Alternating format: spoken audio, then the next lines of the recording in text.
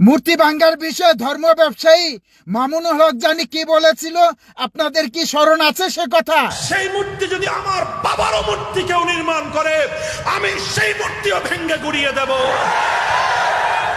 আবার পরিষ্কার বলছি, আমরা ভাস্কর্য বিরোধী, আমরা মূর্তির বিরোধী।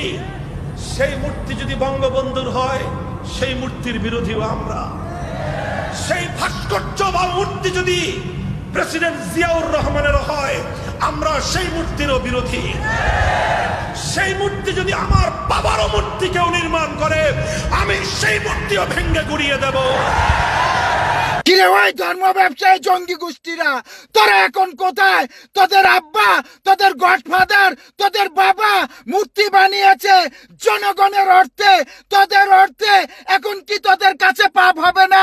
এখন কি তোদের কোরআন বৈধতা দিয়ে দিয়েছে তোদের আব্বাকে মূর্তি বানানোর জন্য, তোদের গডফাদারদের মূর্তি বানানোর জন্য, তোদের বাবাদের মূর্তি বানানোর জন্য? তোরা হচ্ছিস সুবিধাবাদী পাপিষ্ট ধর্ম ব্যবসায়ী।